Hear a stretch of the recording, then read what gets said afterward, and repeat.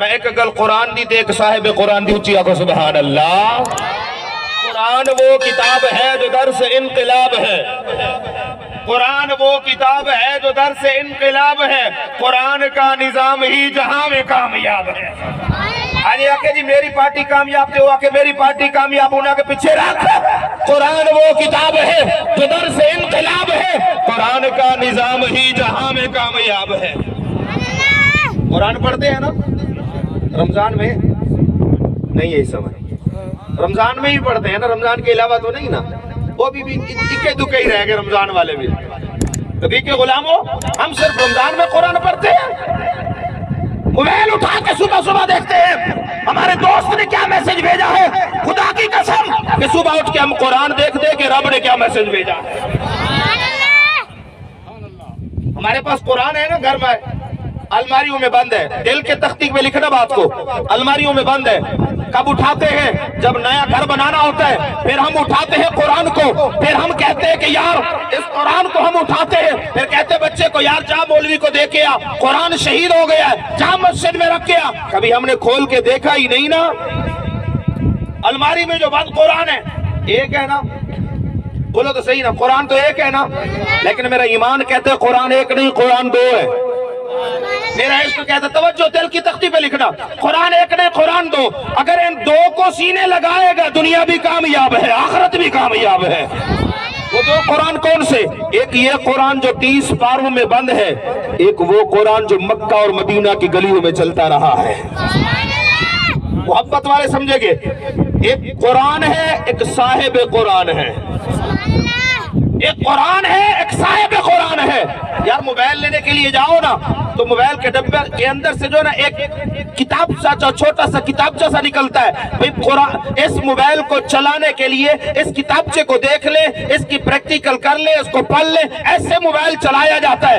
رب نے دنیا کے اندر انسان کو بھیجا اور ساتھ میں قرآن عطا فرما دیا، اور میں انسان تمہیں زندگی گزارنے کے لیے اس قرآن کی ضرورت پڑنی ہے۔ ایک قرآن ہے ایک صاحب قرآن ہے۔ یہ جملہ میں بار بار روک کے بول رہا ہوں تاکہ آپ دل کی تختی پہ لکھیے اور سمجھیے۔ ایک یہ قرآن جو 30 پاروں میں بند ہے، ایک وہ قرآن جو مکہ اور مدینہ کی گلیوں میں چلتا رہا ہے۔ یہ قرآن بھی اعلیٰ ہے، وہ قرآن بھی اعلیٰ ہے۔ اگر سمجھ آئے تو آخر تک سبحان اللہ کی آواز بلند ہونی چاہیے۔ یہ قرآن بھی اعلیٰ ہے، وہ قرآن بھی اعلیٰ ہے۔ یہ قرآن بھی برکت ہے، وہ قرآن بھی برکت ہے۔ یہ قرآن بھی عظمت ہے، وہ قرآن بھی عظمت ہے۔ یہ قرآن بھی رحمت ہے، وہ قرآن بھی رحمت ہے۔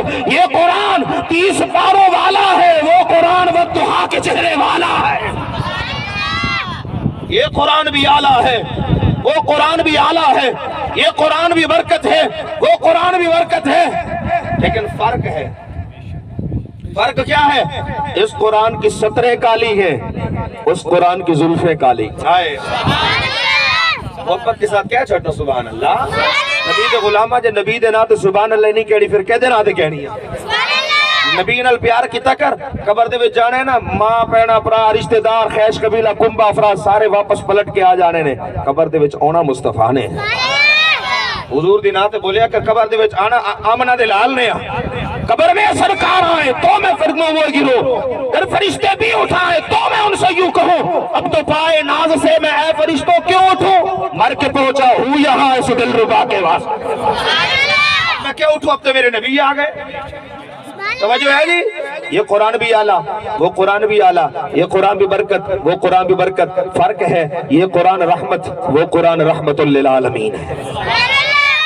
یہ قرآن رحمت، وہ قرآن رحمت للعالمین۔ بزرگوں، یہ قرآن رحمت، وہ قرآن رحمت للعالمین۔ ارے یہ قرآن متن، وہ قرآن ترجمہ، یہ قرآن ترجمہ، وہ قرآن تفسیر، یہ قرآن تفسیر، وہ قرآن تشریح۔ ارے یہ قرآن سینوں میں اترنے والا، وہ قرآن روحوں میں اترنے والا۔ جو اسے پڑھے وہ قاری بنے، جو